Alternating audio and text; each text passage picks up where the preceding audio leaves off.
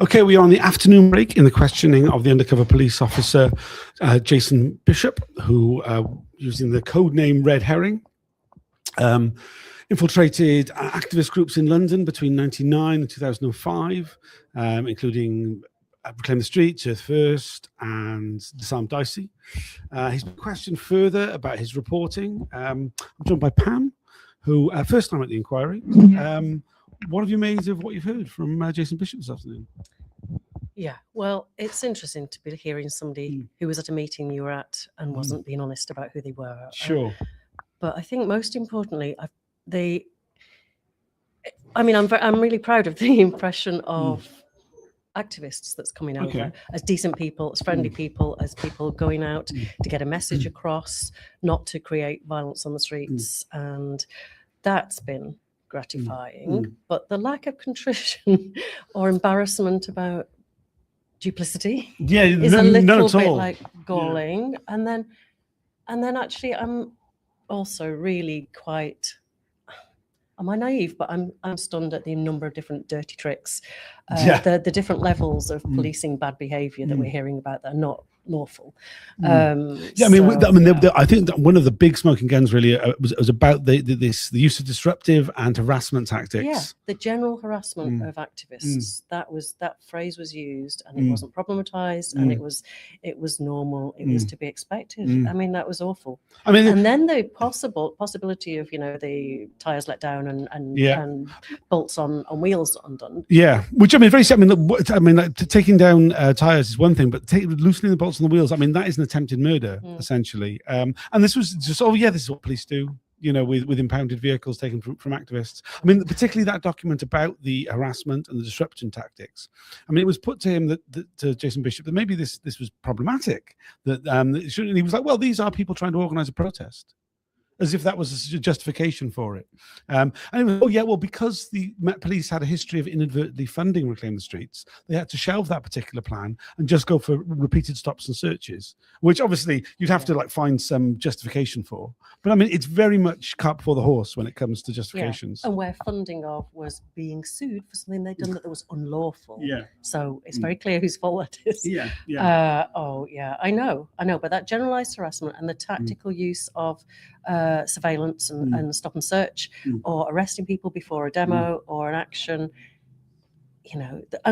just so many layers of dirty and dishonest. I think it's the lived experience of activists of the last quarter of a century. That is what happens. Preventive arrests are remarkably common, and harassment that's my lived experience of activism. Particularly the former intelligence teams, the kind of role that they took. It very much is within the context of the time, exactly what they were doing.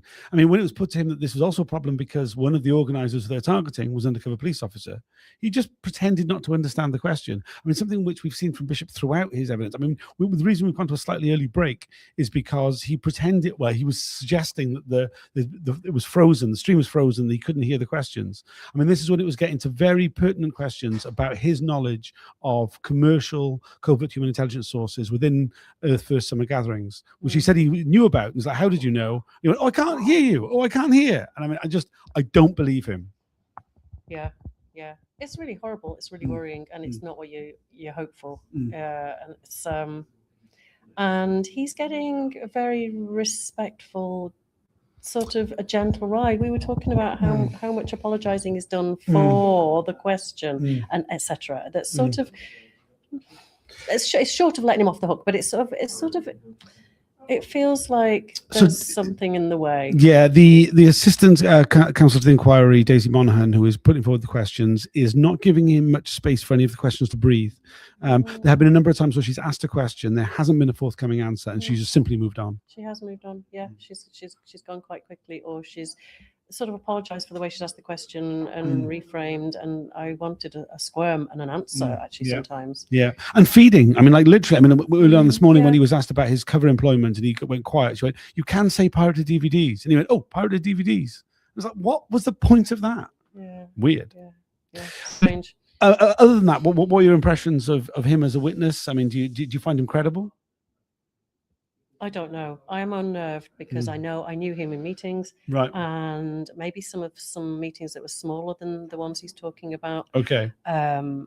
Or I got a slightly different recollection of them, or they're different meetings. So it's hard for me to marry up my memories with what's being said as well. And I'm grateful, you know, and there's obviously people whose privacy is being protected, so the story is sometimes a bit fogged. And I'm, you know, grateful where I can see the details and I can fill in and work with memory. But I mean, clearly, I'm also really concerned about the deceptive relationships. Sure. That's not an issue in this case, I don't think. Well, I mean, it's not directly for him, but it's very clear that he had very close relationships with the undercover officers he was deployed at the same time as. And yeah, he knew them both in the field and in the back office. You know, particularly Jim Boyling, who we heard from only 2 weeks ago, says very clearly that he was not hiding the sexual relationships he was having with both Rosa, Ruth, and Monica. You know, he witnessed at least 2 of those relationships, both ends. And he claims to have no knowledge of it, not even slightly credible. Yeah, he closes down a lot of times when it doesn't seem credible. You're right; it seems very surprising, or it's a very easy answer. There's a lot of don't knows. A lot of don't knows. A lot of do not recalls. A lot of do not recalls. Yeah. Which, I mean, it's very telling what topics those are on. Or certainly we'll have a report put in front of him, and he'll talk about things that we see in the report. But when it comes outside of information in that report, he's like, I don't recall. Just giving up just enough, but not too much. Yeah, very frustrating. Yeah. There have been some good questions about sexism in the police and canteen culture type questions, and the answers to them were ever so neat and quick. Very, very quick. I very know quick. there's more that I'd like to have asked there, and hopefully that'll come out later and on other questionings. I mean, what I think is really telling is that often he says something, and then when that's like kind of extrapolated by the Daisy Monaghan, where he goes, for example, for November the 30th, he said it was the first use of kettling, and that the kettling really prevented people from going home, and then there was disorder, which was pushing and shoving. I mean, that was the extent of the disorder. And it was so this, you know, so do you accept that the kettling caused disorder? Oh no, it didn't cause it. It happened throughout the day. There'd been some disorder, and it's just rolling back what he just said. Oh, I so want to jump up and down and testify that. It's like, no, it creates distress, it creates a disruption, it creates people like me needing to pee. I mean, you know, at the minimal, it's that kind of cold, hungry, delayed, can't get to the childcare pickup you had or whatever. I mean, it's fear inducing. Of course, it raises the ante. Of course, it does. It was scary, and it was misused. I think. Well, I think all these tactics, you know, around this harassment and disruptive tactics at the same time as this bully boy tactic on protests, as well as the use of the covert officers. I mean, really, kind of, it shows the way in which that the police were determined to view protests as a form of criminality, that they were trying to intimidate off the streets, and that comes across very strongly to me. I don't know about you. Yeah. I mean, I am glad we keep hearing about how activists are wanting the message to get across, not wanting the disruption. That has come over clearly. I'm glad about that. But the level of distrust about, you know, those of us with a political message and are concerned about social and environmental justice, you know, not about throwing masonry. Yeah. I mean, we had a bit about the Earth First Summer gatherings. He talks about that being really just an easy access, both for the SDS officers, but also the MPOIU officers and the covert human intelligence commercial infiltrators that existed. Hopefully we'll hear a bit more about that when we go back in. Is there anything in particular that you'd like to hear for the next session? No, I mean, that will be interesting. That is really problematic, and the financial, the profiteering from you know, it is really concerning. So that will be good, like you say.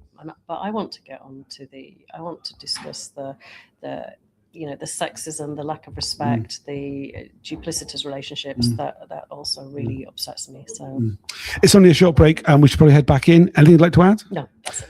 Thanks for joining us. Please share and like these broadcasts. We'll be doing a long form one right at the end of the day, recapping the whole day. Thanks for now. Bye for now.